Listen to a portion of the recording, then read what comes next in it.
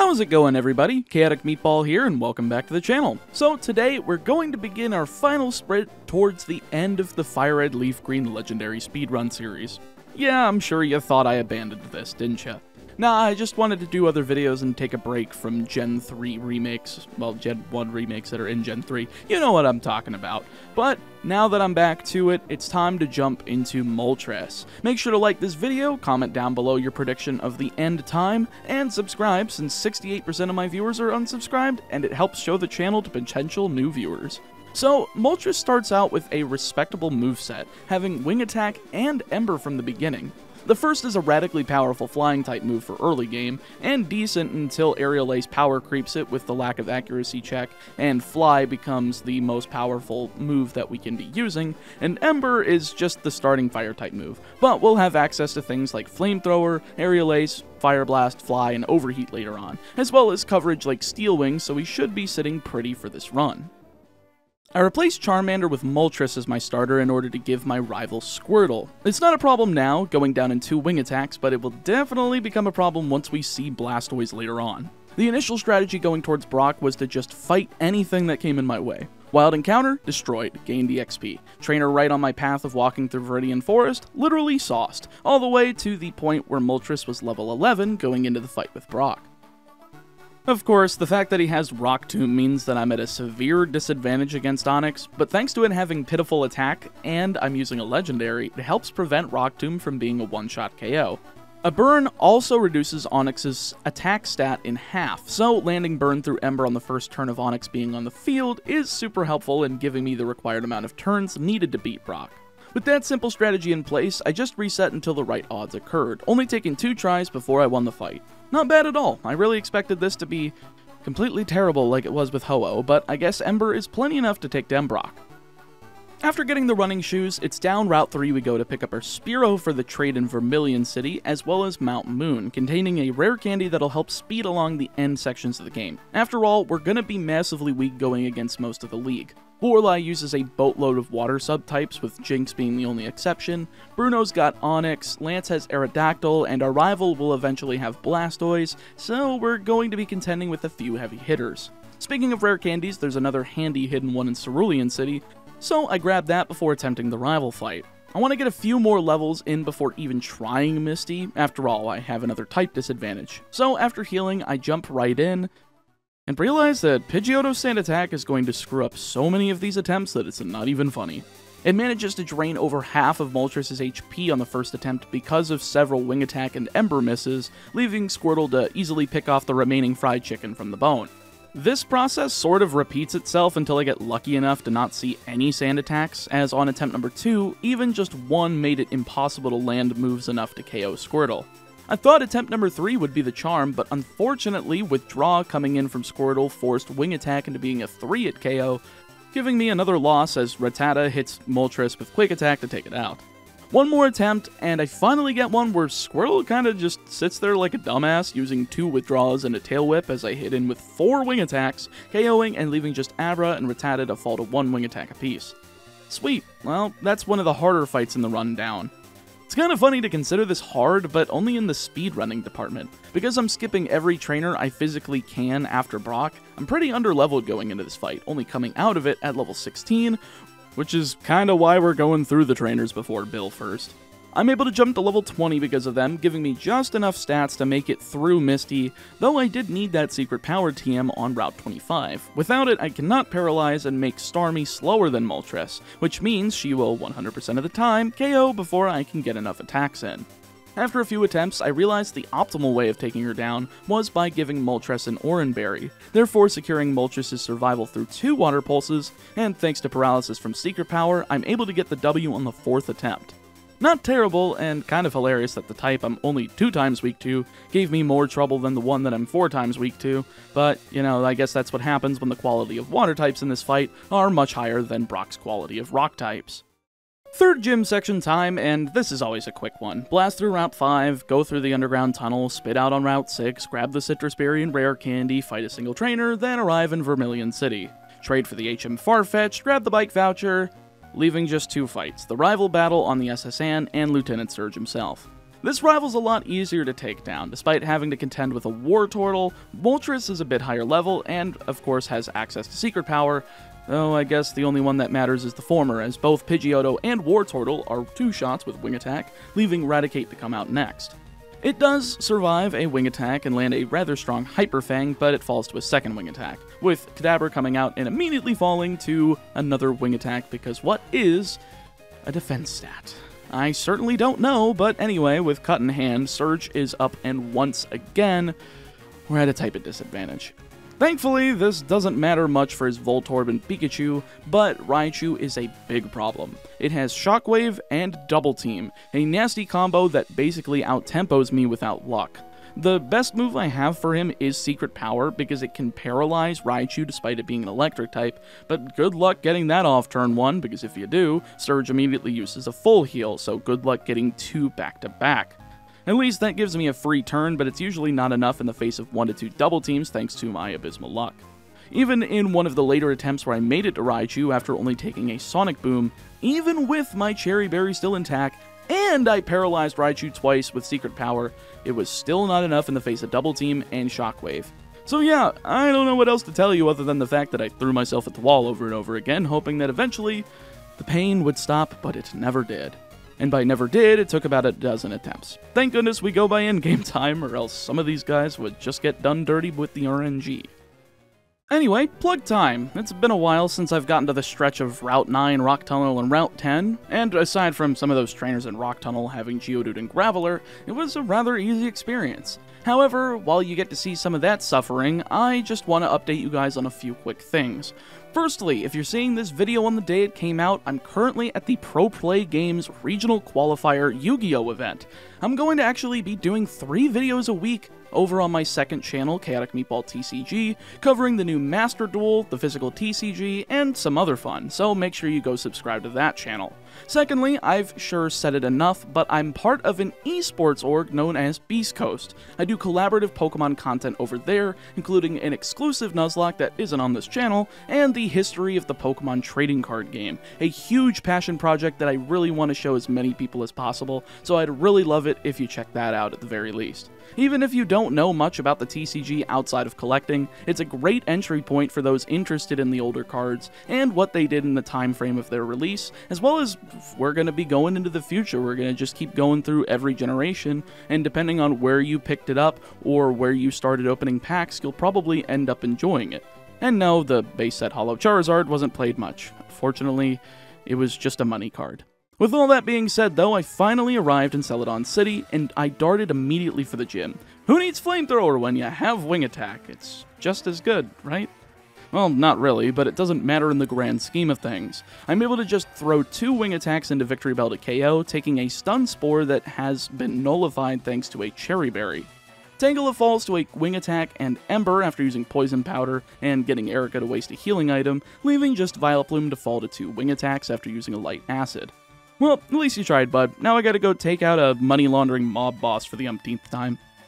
Giovanni's actually a bit of a struggle, only because he uses both an Onix and Rhyhorn, which are pretty bulky, so much so that Onix is almost able to single-handedly KO Moltres, so it's a bit of shopping time. I sold as much as I physically could, even taking on Saffron City's Fighting Dojo with my type advantage in order to get both EXP and enough money to buy Flamethrower. Sadly, I don't have enough money to buy Flamethrower, but I do grab Fly while attempting to grab up that money, so hopefully that'll help us put in some work along with the additional levels. The second go-around with Giovanni went a lot better, seeing as I got a burn on Onix turn 1 with Ember, leaving him to only do around a third to Moltres in total, and thanks to a critical Ember on Rhyhorn, and him deciding that Fury Attack was the best choice in this situation, I got the 2-shot, leaving just Kangaskhan. Ember hit a critical again on the first shot. The second didn't do too much, so I used Fly to finish it off, getting a third and final critical to finish this match. I don't know how I got so many damn crits, but I'll take it, and I can't complain. Anyway, Rival 4 time, and he's in the Pokemon Tower, and thankfully this is the easiest fight with him. Sand Attack is no longer posing a threat thanks to Aerial Ace, allowing me to safely 2-shot Pidgeotto with Aerial Ace and Ember, leading to Wartortle. 2 Aerial Aces easily blast that thing off the ground and back into the ball, with Growlithe taking 2, Execute taking 1, and Kadabra taking 1 to end the battle. Easy clap. Let's move forward. The rest of the tower is easy, but with the additional money, I can finally afford the TM for Flamethrower, replacing Ember and allowing me to move towards Fuchsia City. 2 HMs collected later, and it's time to take down Koga and his poison types. And, thankfully for me, I have a Pecha Berry just in case we have an errant toxic land early on in the battle. The lead Koffing is a 2-shot with Aerial Ace and Flamethrower, doing light damage with Sludge before going down. Mach is second, and this is probably the most threatening Pokemon here, seeing as it has both Minimize and Acid Armor, making the only good attack here Flamethrower. Good thing for me, since the first fly landed on the same turn he used Acid Armor, but I outsped, giving me plenty of time to fire off 2 Flamethrowers for the KO. A Sludge landed there, but didn't poison, so I'm not too worried. The second Koffing falls to a single Flamethrower, probably should have done that on the first one, leaving just Weezing. Double Flamethrower seals the deal as he wastes a turn on Toxic, getting healed off with the Pecha Berry on the final turn. That's about as textbook as the fight can get. For a ninja, he certainly doesn't have much in the unexpected skills department. Well, I can't do much else outside of going to fight my rival in the hardest battle of the game outside of the league, and unfortunately for me, I'm underleveled, and this basically makes Blastoise nearly impossible. Though somehow in the second attempt I got a critical Flamethrower on Pidgeot, bypassing any damage and just kept getting paralysis after paralysis on Blastoise, letting me get by with 75% of my HP going into Growlithe. Thankfully, this is a 2-shot with Aerial Ace and Fly, Execute falls to Flamethrower, and Alakazam is the only threat left on his team. And by threat I mean it has no attacking moves. Despite a Future Sight and Calm Mind coming down, Fly and Aerial Ace were enough to seal the deal, winning me the fight. Easy. Literally nothing was RNG, right guys? Right? Well, at least Giovanni has a lot less of a hassle. 2 Flamethrowers on Nidorino, 1 on Rhyhorn, 2 on Kangaskhan, and 3 on Nidoqueen, and that's an easy victory. I really don't need to talk about the attacks used by the opponent because they collectively did less than half damage, so why bother?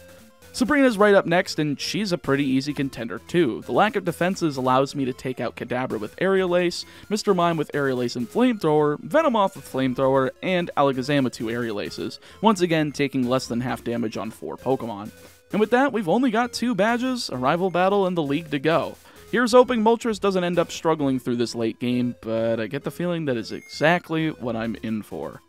So I can't say that Blaine's gym was necessarily hard. I'm sitting here with a nice resistance, and despite having a type that's hampered by Intimidate, I was actually pretty much fine here. Though it did take 2 tries because of some poor damage rolls and lack of paralysis on the first try, everything else worked as intended on the second. Secret Power was 100% my key to victory. I just kept clicking on it over and over again, and it ended up doing really well against the likes of Growlithe, Ponyta, Rapidash, and Arcanine.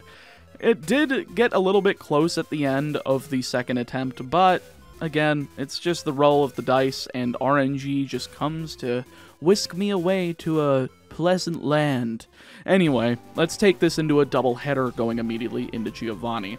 By this point, I've got Steel Wing, so I'm able to plow into his first Rhyhorn twice, KOing with full HP remaining as Rhyhorn number 2 comes in. Hilariously, I even got the defense boost, making this fight even easier. Rock Blast still hurts, hitting 3 times and doing over half, but 2 Steel Wings takes out the second Rhyhorn, leaving Dugtrio and the Nidos. The former comes out third, slashing first before I could take it out with Flamethrower, but it's so light that I don't care. Queen's out fourth, and this is where stuff started falling off the rails so much that it made a 360 and got back on the rails. Her Body Slam managed to paralyze, but it did minimal damage, allowing me to use Flamethrower and get her down in healing range. I basically just kept blasting her, and Giovanni would heal with full restores, eventually getting to the point where I burned the Nidoqueen, forcing him into a full heal once all of his full restores were depleted, allowing 1 more Flamethrower to make it through, KOing and leaving just Nidoking. Now I'm in a rough spot, but thanks to that earlier defense boost, I'm able to survive 2 Thrashes and land 2 Flamethrowers to KO and win the battle. Well, guess I can't say that was easy. Glad I got the boost from Steel Wing, or else I would have been boned. Half a dozen battles to go, and let's just blast through them real quick since we've got a bit of complications coming up. The rival battle once again is insanely difficult at this point, seeing as Blastoise is a level above Moltres, and despite the fact that he still only has Water Gun, he also has Rain Dance, basically killing the viability of my Flamethrower. So it's time for me to get some more equipment to fight. I need vitamins, mostly for special attacks so I can start KOing the other stuff faster, namely Pidgeot, his lead, with Flamethrower. I actually managed to make it through Blastoise on the third attempt, but a Rock Blast from Rhyhorn was enough to put Moltres down. So we need to do a wee bit of grinding. I guess it hasn't come up, but we do not have access to Calm Mind in this run like we did for many of the other legendary speedruns. So we gotta get through with raw power and some skill. And some luck. Probably more luck than skill. So I did a bit of grinding, grabbing the rare candy on Route 14 and getting to level 54 in the process. This still takes a few shots, but I'm eventually able to get a good attempt down. And by good attempt, the only thing that managed to let me slip by was Rhyhorn missing Rock Blast. Basically allowing me to hit 2 Flamethrowers under Rain to KO and get to the second half of the team.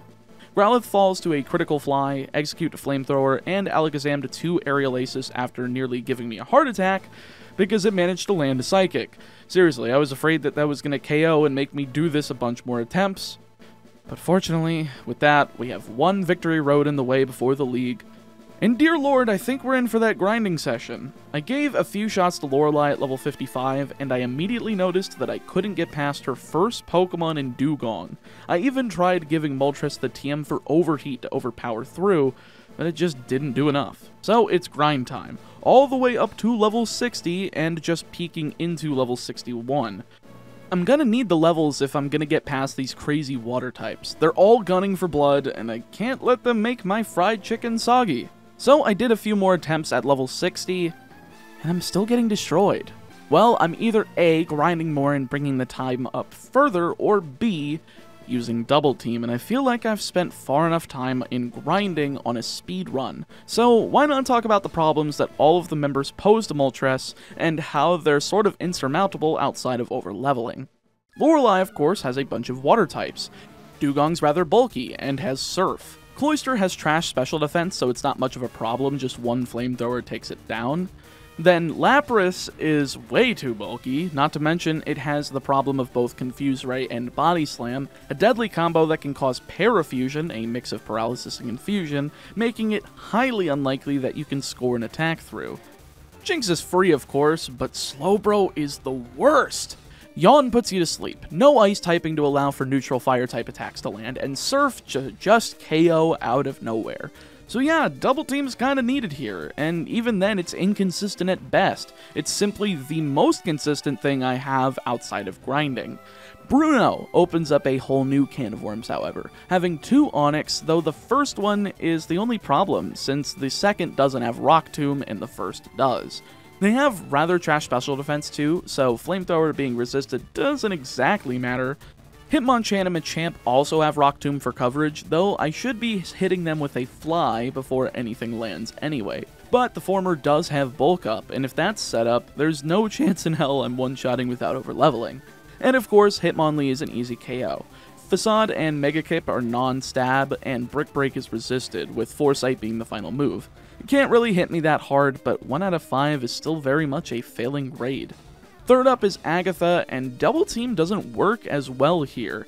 See, Shadow Punch is basically Ghost-type Aerial Ace, making it impossible to evade, but at least it doesn't do much damage overall. However, she also has Double Team, matching it with Confuse Ray and Toxic as super powerful, well, for the lack of a better term, toxic moves that just keep status over you over and over again while dodging all of your attacks.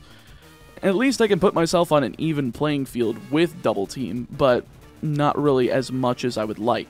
Golbat's not much of a threat, just some basic attacks like Poison Fang and Air Cutter with the annoying Confuse Ray.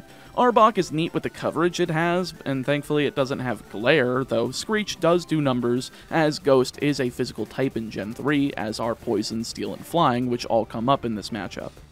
The second Gengar has the same problem as the first, where it just statuses you, instead using Hypnosis and Nightmare to do chip damage while I'm asleep. Though at least it's more fair, as Hypnosis is only 60% accurate, and Haunter doesn't really matter since it's already a one-shot.